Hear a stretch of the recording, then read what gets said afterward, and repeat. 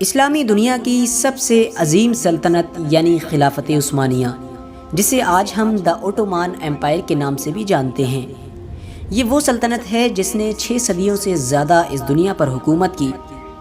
لیکن سوال یہی ہے کہ آخر اتنی مضبوط سلطنت اور اتنے لمبے وقت تک چلنے والی سلطنت اچانک سے کیسے ختم ہو گئی، اور اس سلطنت نے کس طرح سے اپنی بلندیوں کو چھوا تھا اور اتنی زیادہ سپر پاور بن گئی تھی۔ لہٰذا آپ تمام لوگوں کی خواہشوں پر ہم نے دا اوٹومان ایمپائر یعنی سلطنت عثمانیہ کی یہ سیریز شروع کی ہے، جس سیریز میں ہم آپ کو ایک ایک کر کے ہر سلطان کی ہسٹری بتائیں گے۔ ناظرین گرامی، آج کی اس ویڈیو میں ہم شروعات کرتے ہیں ارطغرل غازی کے بیٹے اور خلافت عثمانیہ کی بنیاد رکھنے والے سلطان یعنی عثمان غازی کی۔ ناظرین گرامی، ویڈیو شروع کرنے سے پہلے بس چھوٹی سی گزارش ہے کہ نئے آنے والے حضرات ہسٹری کی اسی طرح کی نالجبل ویڈیوز پانے کے لیے ہمارے چینل کو سبسکرائب کریں اور پاس ہی میں موجود بیل آئیکن کو بھی دبا دیں، اور ہماری حوصلہ افزائی کے لیے ہماری ویڈیو کو ہمیشہ لائک ضرور کیا کیجیے تاکہ اسی طرح کی نالجبل ویڈیوز کا یہ سلسلہ ہم جاری رکھ سکیں۔ دوستو، یہ کہانی شروع ہوتی ہے 13ویں صدی سے۔ 13ویں صدی میں خلافت عثمانیہ کی بنیاد رکھی گئی تھی، اور پھر اللہ تعالیٰ نے اس سلطنت کو ایسے ایسے عظیم سلطان دیے جنہوں نے نہ صرف اپنے باپ دادا کی اس سلطنت کو بچا کر رکھا بلکہ دن بدن اس سلطنت کو بڑھاتے چلے گئے۔ ناظرین گرامی، اگر بات کریں عثمانی سلطنت کے بارے میں تو ان کے جو آبا و اجداد تھے یعنی ان کے باپ دادا، وہ کردستان کے رہنے والے تھے۔ لیکن منگولوں کے دور میں جب منگولوں نے ان پر چڑھائی کی اور ان کے ایریے میں جا کر خوب ڈاکہ زنی کرنے لگے تو یہ لوگ وہاں سے منتقل ہو کر ارطغرل غازی کی قیادت میں اناطولیہ میں ہجرت کر گئے۔ اناطولیہ پہنچ کر ان لوگوں نے وہیں پر اپنا سب کچھ ڈیرہ ڈال لیا۔ ناظرین گرامی، جس وقت عثمانیوں کے باپ دادا نے ارطغرل غازی کی قیادت میں اناطولیہ کی طرف ہجرت کی، اس وقت یہ قبیلہ یعنی جسے قائی قبیلے کے نام سے جانا جاتا تھا 100 خاندانوں اور 400 گھڑ سواروں پر مشتمل تھا۔ اس وقت اناطولیہ میں ترکی نسل کے ہی لوگوں کی سلطنت تھی۔ اس سلطنت کو سلجوق سلطنت کے نام سے جانا جاتا تھا۔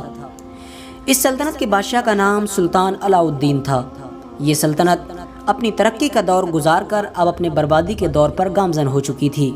حالانکہ اس بات سے انکار نہیں کیا جا سکتا کہ سلجوق سلطنت نے ہی مسلمانوں کو الپ ارسلان جیسے حکمران دیے تھے، جنہوں نے صرف 15,000 کی فوج کی مدد سے 1,00,000 کی فوج جو رومیوں کی فوج تھی اسے شکست دے کر ان کو اپنا غلام بنا لیا تھا۔ لیکن اب یہ سلطنت پوری طریقے سے کمزور ہو چکی تھی، اور اس سلطنت کو جہاں ایک طرف منگولوں کا ڈر تھا وہیں دوسری طرف یہ رومیوں سے بچاؤ کے لیے جستجو کر رہی تھی۔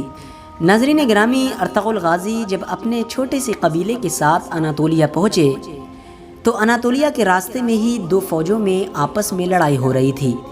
اس جنگ کو جب ارطغرل غازی نے دیکھا تو ان دونوں فوجوں میں سے ایک فوج جہاں بہت زیادہ طاقتور اور تعداد میں بہت زیادہ تھی، وہیں دوسری فوج بہت زیادہ کمزور اور تعداد میں بہت زیادہ کم تھی۔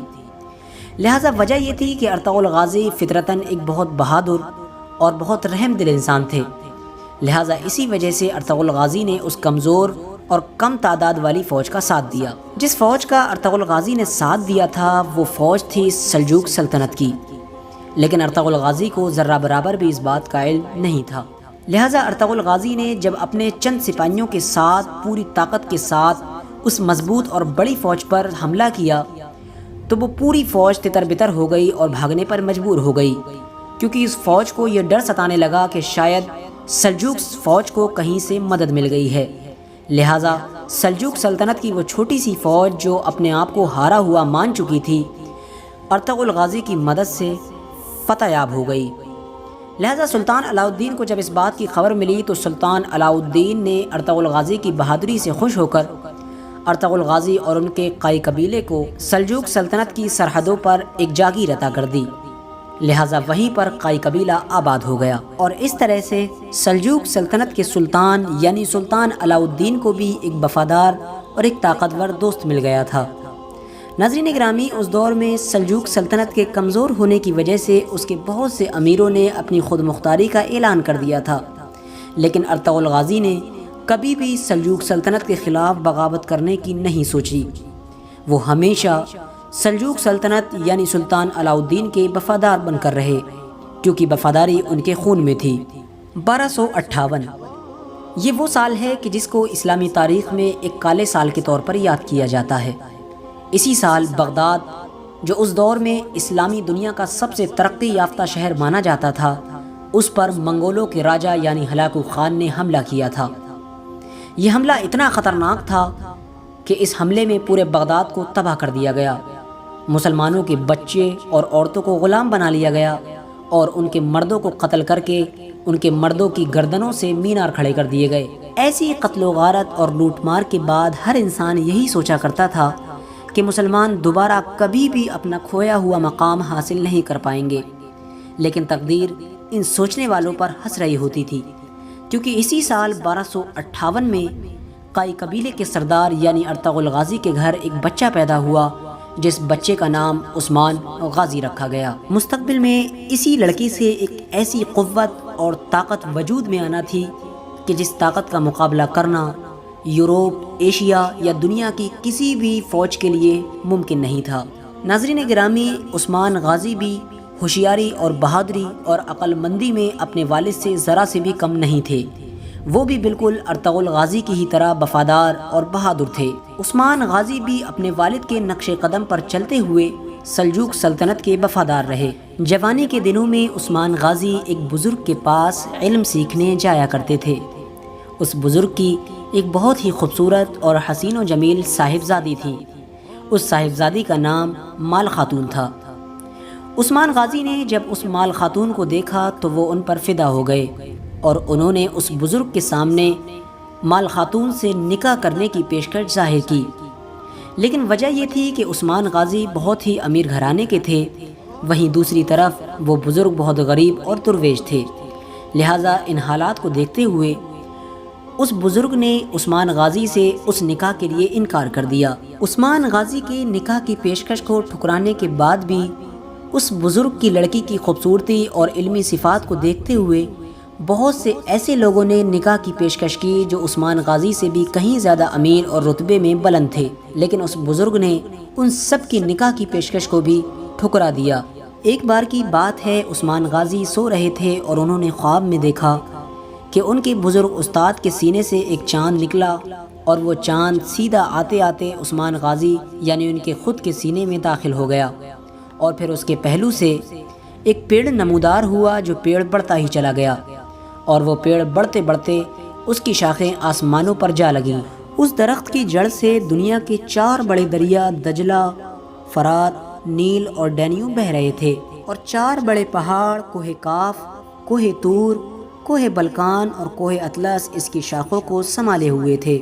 اور پھر اچانک ایک دم سے تیز ہوا چلی اور اس درخت کے پتے اڑتے اڑتے ایک عظیم الشان شہر کی جانب چلے، جو شہر 2 بر اعظموں اور سمندر پر واقع تھا اور ایک انگوٹھی کی طرح دکھتا تھا۔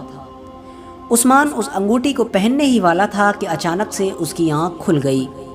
اس نے یہ خواب اپنے بزرگ استاذ کو سنایا، جن کے پاس وہ روز علم سیکھنے کے لیے جایا کرتا تھا۔ عثمان کے اس خواب کو سن کر وہ ولی صفت بزرگ استاذ فوراً سمجھ گئے، اور انہوں نے اللہ تعالیٰ کی حکمت کو سمجھتے ہوئے اپنی بیٹی کا رشتہ حضرت عثمان غازی سے کر دیا۔ دوستو، لیکن اس وقت تک عثمان غازی سوائے سلجوق سلطنت کے ایک جاگیردار کے علاوہ کچھ نہیں تھا، کیونکہ وہ سلجوق سلطنت کے ایک وفادار جاگیردار تھے۔ لیکن پھر اچانک سے منگولوں نے 1299 میں ایک بڑا حملہ کر کے سلجوق سلطنت کو پوری طور پر ختم کر دیا، اور سلجوق سلطنت کے آخری سلطان یعنی سلطان علاء الدین بھی مارے گئے۔ سلطان علاء الدین کے قتل ہو جانے کے بعد عثمان غازی اب بالکل آزاد ہو چکے تھے، اور اب وہ پورے طور پر آزاد تھے کہ وہ اپنی سلطنت کو قائم کر سکیں۔ اپنے ابتدائی دنوں میں عثمان نے جنگ و جدل کرنے کے بجائے رحم دلی اور انصاف پسندی سے کام لیا، اور یہی وجہ رہی کہ وہ غیر مسلم اور مسلم ہر طرح کے لوگوں میں بڑے ہی ادب و احترام کے ساتھ پہچانے جانے لگے۔ لیکن عثمان غازی کی اس نرمی کو دوسرے ترک سرداروں نے عثمان غازی کی کمزوری سمجھا، لیکن یہ ان سرداروں کی سب سے بڑی بھول ثابت ہوئی۔ ان سرداروں نے صلیبیوں سے گٹھ جوڑ کر کے عثمان غازی کی سلطنت پر حلہ بول دیا، لیکن عثمان غازی نے ایک کے بعد ایک تمام سرداروں کو شکست دینا شروع کر دی اور ایک کے بعد ایک عظیم قلعے فتح کرنا شروع کر دیا۔ عثمان غازی کی ترقی کو دیکھتے ہوئے جب صلیبیوں کو خطرہ ہونے لگا تو انہوں نے منگولوں کے ساتھ گٹھ جوڑ کر کے منگولوں کو عثمان کی سلطنت پر حملہ کرنے کے لیے راضی کیا۔ جب منگولوں نے عثمان غازی کی سلطنت کے اوپر حملہ کرنے کی تیاری کی تو عثمان غازی نے بھی خبر سنتے ہی اپنے بیٹے اورحان غازی، جسے مستقبل کا بادشاہ بننا تھا، اس کو ان کے خلاف جنگ میں بھیجا۔ اورحان غازی نے بھی اپنے باپ عثمان غازی کے بھروسے کو قائم رکھتے ہوئے اتنی ہوشیاری اور بہادری کے ساتھ ان منگولوں کا مقابلہ کیا اور اتنی خطرناک شکست دی کہ وہ دوبارہ زندگی میں کبھی بھی عثمانیوں کی طرف نہیں بھٹکے۔ رومی سلطنت یعنی صلیبیوں کے بہت سارے علاقوں کو فتح کرنے کے بعد عثمان نے بروسا شہر کا بھی محاصرہ کر لیا اور یہ محاصرہ 10 سال تک لگاتار جاری رہا۔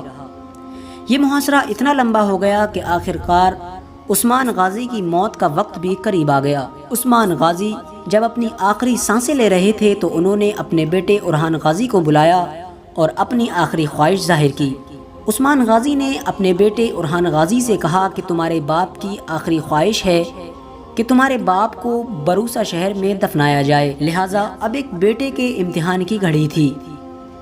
ادھر باپ کی موت کا وقت قریب آ رہا تھا اور ادھر ایک ایسا مضبوط شہر جسے 10 سال میں بھی فتح نہیں کیا جا سکا تھا، اس میں ہی اپنے باپ کی میت کو دفنانا تھا۔ لہٰذا اورحان غازی نے بڑی ہوشیاری اور بہادری کے ساتھ ایک آخری حملہ کیا اور یہ حملہ اتنا خطرناک تھا کہ رومی سلطنت ذرہ برابر بھی عثمانیوں کے سامنے نہیں ٹک سکی، اور وہ مضبوط شہر کہ جسے عثمان غازی 10 سالوں میں بھی فتح نہیں کر پائے تھے، ان کے بیٹے عثمان غازی نے چند دنوں میں فتح کر لیا۔